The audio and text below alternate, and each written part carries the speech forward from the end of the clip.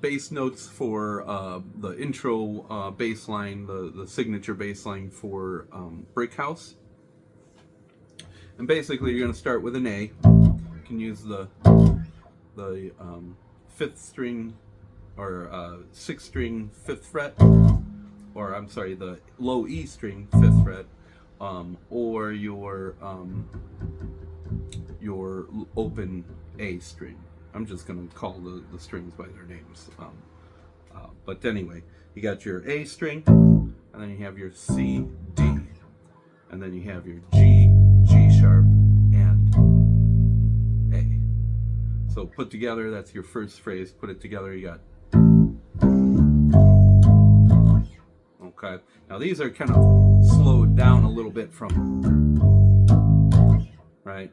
So so altogether, you can try and just repeat that little part of the phrase, right? You got.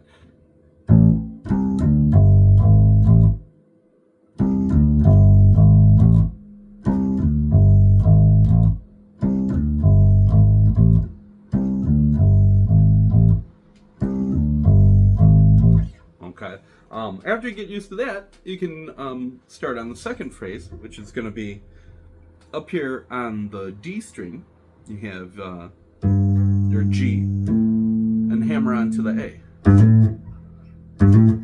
Okay, and then you follow up with your pinky on the 8th fret of the E string, which, if this is, E, G, A, B, C, right? So you're gonna go,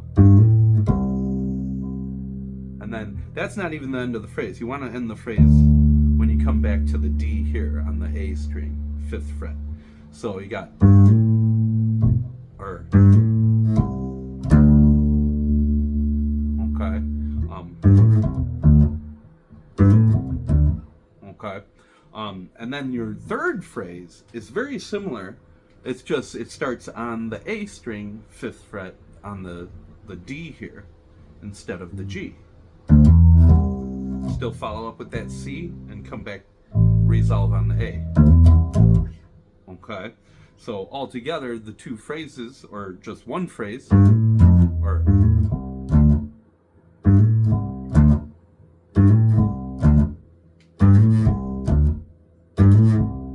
helps to sometimes just loop the stuff like that. And then before you move on to the next phrase, see if you can just experiment with trying to connect them. It doesn't have to be perfect, but you can kind of get this.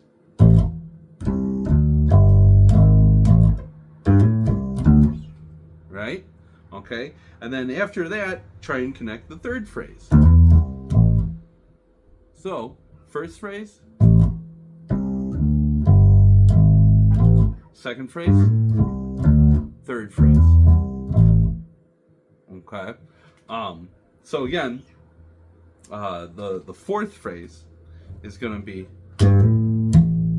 just come back down to the D string, play that G to the A again, and I like to use this pop and slap kind of thing. I'm not a slapping guy, but it's always good to practice new techniques and stuff. But I like to kind of, or let's see, maybe pop those, slap with your thumb. And I try and always kind of slap with like the side of the thumb. But we can talk about more specific techniques like that after we kind of get through the lick here. Okay, so back on track. We got our fourth phrase, right? And you can practice it as slow as you need.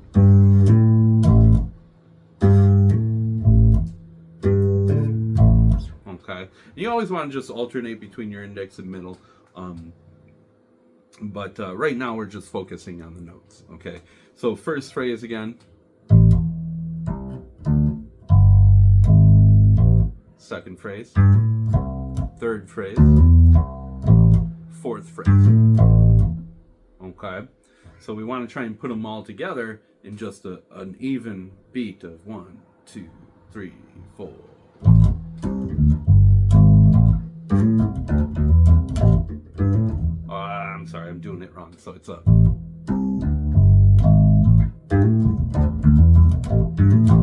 Okay. Now those last three phrases kind of happen not simultaneously, but back to back. Pretty. There's only like eighth note rests between them and stuff. So you want to kind of not get too complicated with it, because until you get used to the riff and counting, this one can be a little bit hard to count and can hold you up if you get too intricate with that. But eventually the goal is to be able to count it all out and know exactly where every note is placed in the timeline. Every 16th or 8th note and stuff like that. But right now we're just going to focus on the feel and just a general count of just 1, 2, 3, 4, 1, 2, 3, 4.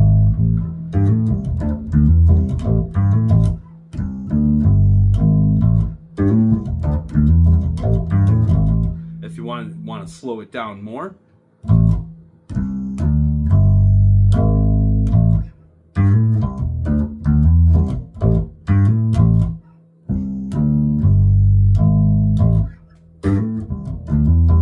I'm sorry.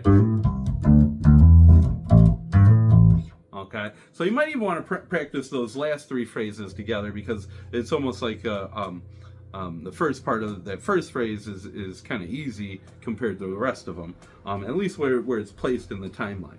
But you want to get used to the notes before you can really kind of place it in the timeline correctly. So you want to kind of just get used to the or.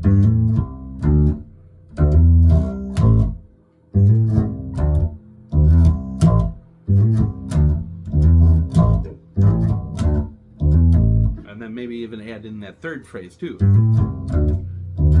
Or I'm sorry.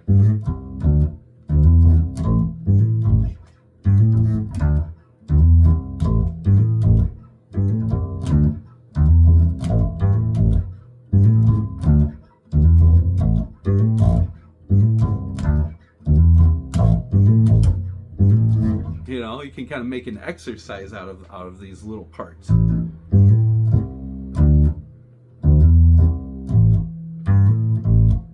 Or bum, boing, boom, bum, boing, boom, bum, boing, boom, boing, boom, bum, boing, boom, boing, boom. Or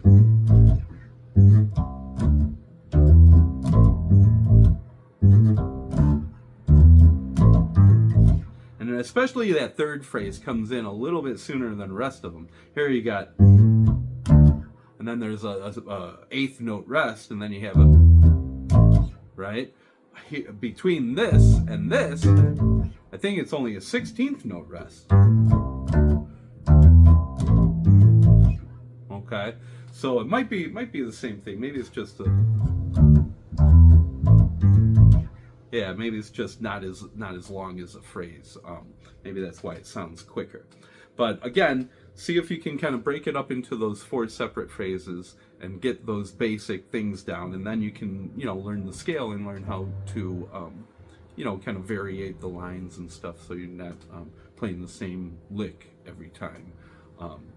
But a lot of funk is like that. It'll just take one lick and just variate it a bunch of different ways in a repetitive groove. So, but see how you do with that, and we can take from there next time. Thank you.